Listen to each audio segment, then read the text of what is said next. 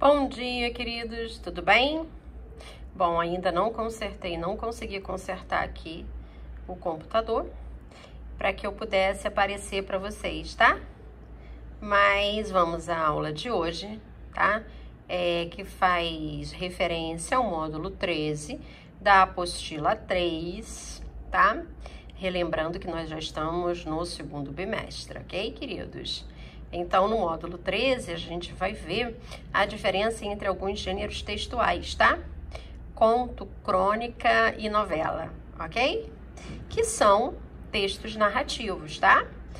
Serão os últimos gêneros que a gente vai ver, subgêneros, dentro da tipologia textual chamada de texto narrativo, tudo bem? Então, acompanhem com a Eli, tá? Há muitos, né, que se confundem e acham que conto, novela, romance são a mesma coisa, tá? Então, prestem bastante atenção, porque há pontos de semelhança e pontos de dessemelhanças entre eles, ok? O conto, na realidade, é uma narrativa curta que apresenta os mesmos elementos de um romance, tá?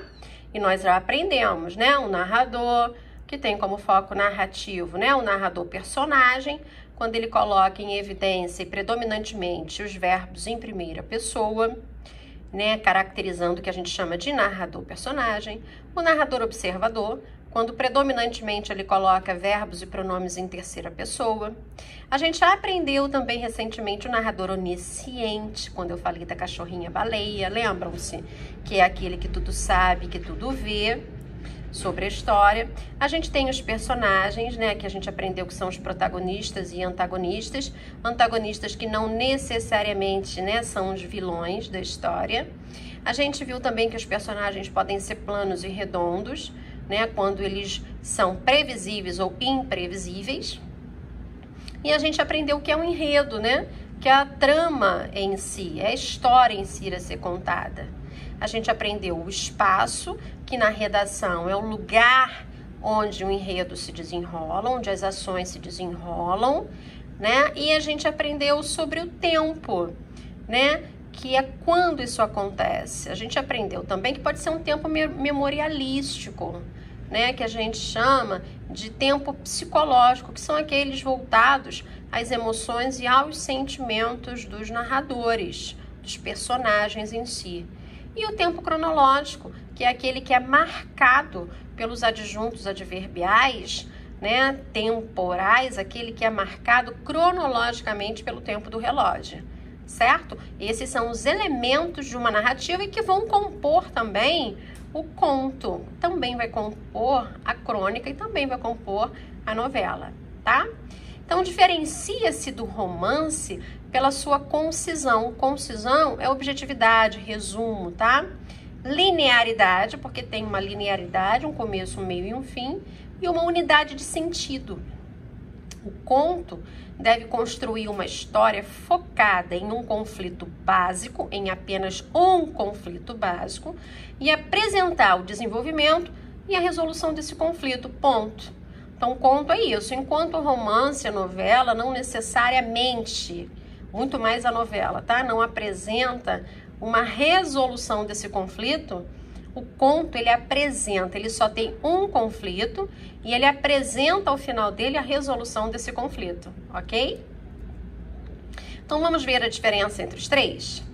Eu acho que a grande primeira coisa, né, que devemos tirar da cabeça é que é aquela história de que a diferença entre esses três gêneros é a quantidade. Ou seja, o conto é curto, a novela mais ou menos e o romance é longo, tá? Nada disso é verdadeiro.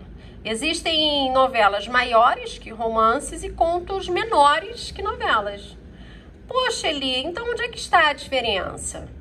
Eu gosto muito do conceito de unidade dramática, tá? É ensinado pelo eminente doutor em literatura, né, que é o professor Vicente Ataíde, em que ele denomina de célula dramática, e que eu passo a utilizar aqui para uma boa compreensão dos assuntos, e eu acho que vocês vão entender perfeitamente sobre célula dramática, podendo assim diferenciar o que é um conto, o que é um romance e o que é uma novela, ok?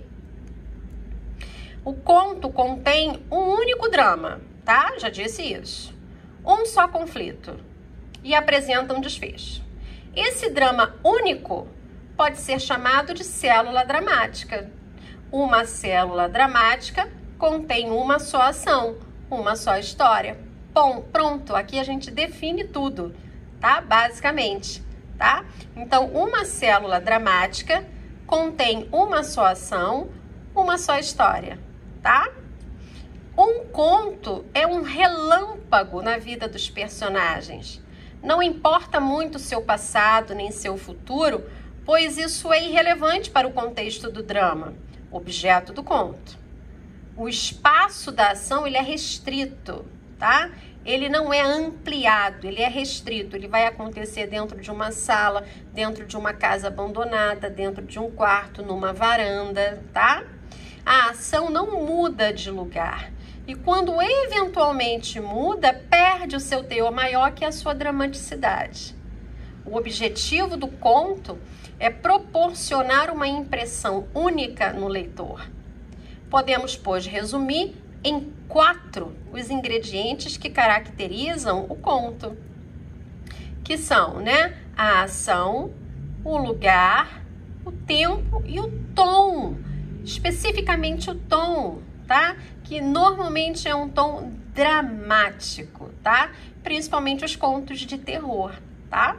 Em outras palavras, um conto contém uma única célula dramática, ou seja, apenas um conflito, tá? Aqui cabe ressaltar alguns tipos específicos de contos, como a fábula, o apólogo e a parábola. Vocês já ouviram esses tipos de gêneros, né? A fábula sempre protagonizada, né? Geralmente por animais, pretende sempre encerrar em sua estrutura dramática alguma moral implícita quando ela não está clarificada na essência do texto, ou explícita quando ela vem explicitamente colocada para que as pessoas entendam qual é a moral da história, tá? O apólogo é protagonizado geralmente por objetos que falam, também como a fábula, pretende conter uma moral implícita, ou seja, de forma subentendida no texto, ou explícita, de forma muito direta e objetiva. Já a parábola é uma narrativa curta, pretendendo conter alguma lição ética, moral, implícita ou explícita, diferenciando-se da fábula e do apólogo, por ser protagonizada por pessoas. Ora, Eli, então, as 3, essa tríade, na realidade, né, todas elas visando a questão da moralidade textual, de maneira implícita ou explícita, só que com uma diferença básica entre as 3, né? Então, ponto de semelhança, né? A tríade revela moralidade. O ponto de dessemelhança entre a tríade, a fábula, né? Protagonizada por animais, o apólogo por objetos e a parábola por pessoas. Ok, queridos? Voltando, contudo, ao conto em geral, e entendido esse conceito de célula dramática, que tem apenas um único conflito, podemos mais facilmente compreender o que é uma novela. Uma novela nada mais é do que uma sucessão de células dramáticas, ou seja, vários conflitos, como se fossem arrumadas em uma linha reta infinita. Por isso, vários capítulos, né? Vários desenrolares de enredo com vários núcleos. Face a essa estrutura, é sempre possível acrescentar mais uma célula dramática, mesmo depois de terminada a novela, tá? Com esse conceito de arrumação, podemos compreender logo a diferença entre uma novela e um romance. Essa diferença está na forma como as células estão dispostas. Lembrando que célula dramática é o quê? Apenas um único conflito. Num romance, elas estão concatenadas, formando um círculo, em que eu vou lendo os capítulos e descobrindo essas células. Uma estrutura fechada, uma sucessão lógica com um encerramento definitivo, a não ser aqueles livros, aqueles romances que acabam virando, por exemplo, trilogias, tá? seria impossível acrescentar mais uma célula dramática depois de terminado um romance, tá?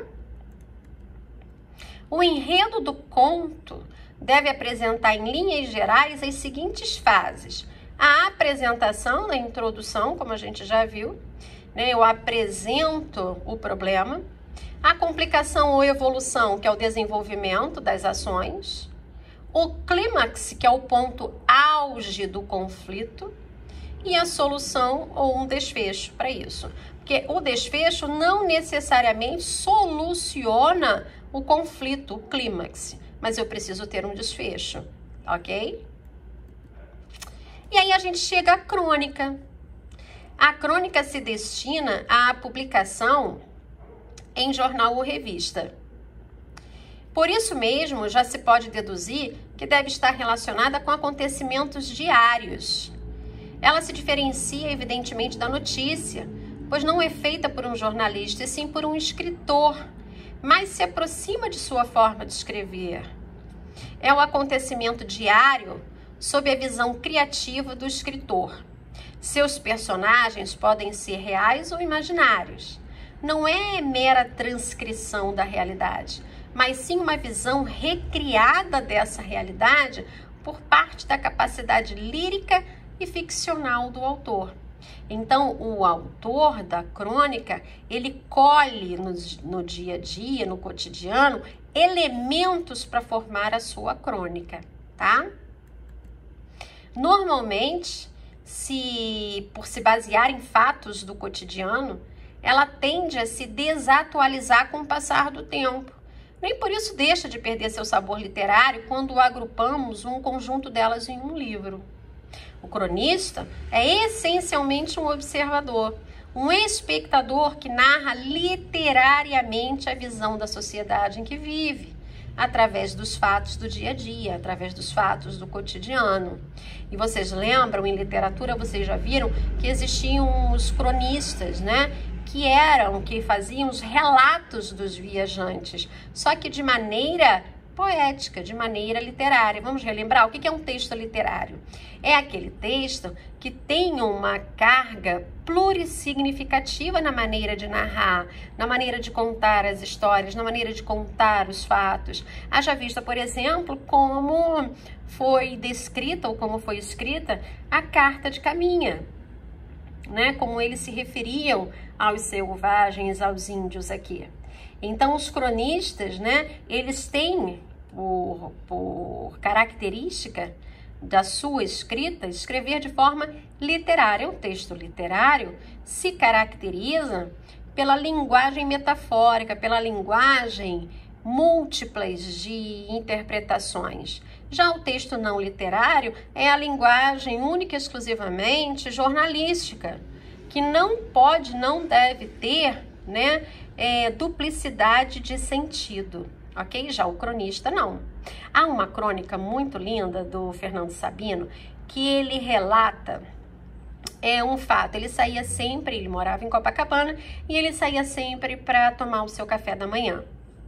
E lá Fernando Sabino ele estava sem ideia para escrever, e eu estou dizendo que todo cronista, né, tem por base sair a campo para pesquisar, né, para colher elementos do dia a dia, lembra? O cronista é um observador, ele é um espectador e ele narra de forma muito literária a sua visão de mundo, tá? E essa crônica já foi escrita há algumas décadas, mas a gente pode falar dessa crônica até como uma crítica social. Ele entra no botequim mesmo, para tomar o seu cafezinho comumente da manhã, e ao entrar, ele se depara com uma cena, né? Havia 3 pessoas no fundo, sentado numa mesa. Essas 3 pessoas eram compostas por um pai, uma mãe e uma filhinha. E ele descreve esse casal, né, com essa filhinha, como se sendo muito felizes ali, ambientados naquele botequim. E ele vai descrevendo a cena, dizendo que a menininha mal tocava com os pezinhos o chão do botequim, sentadinha na cadeira com lacinhos de fita, e que os pais pediram ao dono do bar um pedaço de bolo amarelado que estava lá para vender, uma única fatia. Apesar de eles serem 3, né, eles pediram apenas uma única fatia, certamente porque não tinham dinheiro para pedir mais, uma para cada um. E pedem também um refrigerante, que também só é servido à menina. Aí a mãe tira com muito cuidado, né, de umas sacolinhas, uma velinha e coloca em cima desse pedacinho de bolo. E eles cantam parabéns para a criança. A criança então oferece um pedacinho desse, único pedaço de bolo para os pais, e eles não aceitam claramente, e ela come feliz da vida. Eles pedem ao dono, né, um isqueiro, um fósforo para acender, cantam ali o parabéns para a filhinha, e logo em seguida ela come muito feliz, né, aquele único pedacinho de bolo dela. E ali o cronista fica observando aquela cena e encantado, né, com a simplicidade da cena, mas ao mesmo tempo, né, e paradoxalmente, a simplicidade da cena com a raridade do momento, né, em que eles poderiam ter optado, escolhido por não comemorar, por não ter como fazer uma festa, né, grandiosa, ou mínima que fosse, para chamar alguns convidados, ou um bolo dentro de casa, mas não deixaram de comemorar a data tão importante para essa criança, fazendo-a se sentir amada, querida e cantando parabéns com uma única fatia, mas para que ela percebesse o quanto era importante para aqueles pais e o quanto era importante a valorização daquela data. E então ele termina, né, o dia dele e a crônica dele exatamente assim, ó, com essa frase: assim eu gostaria, assim eu quereria que fosse a minha última crônica, feliz como o sorriso dessa criança. E aí observa, né, que se a gente fala que a crônica é um relato de um autor como observador desse mundo, tá? Em que ele retrata de forma literária, né, as coisas que acontecem no nosso dia a dia, vocês que estão, né, em casa, eu que estou em casa, todos nós que vivemos neste momento de pandemia, que tipo de crônica nós escreveríamos hoje? Há crônicas, como a que eu falei, a crônica, né, que relatava os relatos de viajantes, né, elas não podem ser colocadas hoje porque passou muito tempo e esse assunto lá de trás, né, de como eles viram e como eles retrataram o Brasil, como isso, né, foi desatualizado, mas hoje não. Né? Hoje, se a gente for retratar algo do nosso dia a dia, o que a gente vai perceber, o que a gente vai constatar é uma tristeza no olhar, porque não são muitos os episódios felizes que nós vemos hoje, com os quais nós nos deparamos hoje para relatar. Então eu espero que vocês sejam espectadores de momentos felizes na vida de vocês e que vocês possam, neste momento de pandemia, de isolamento social obrigatório, conseguir, né, eu espero que vocês consigam enxergar nos mínimos detalhes as pequenas felicidades diárias, ok? Eu vou passar um trabalhinho para vocês também, tá? Dúvidas, deixem lá para ele. Um beijo grande e fiquem atentos, tá? Aos elementos que compõem os dias de vocês, aos mínimos detalhes. Um beijo grande, meus amores. Até a próxima.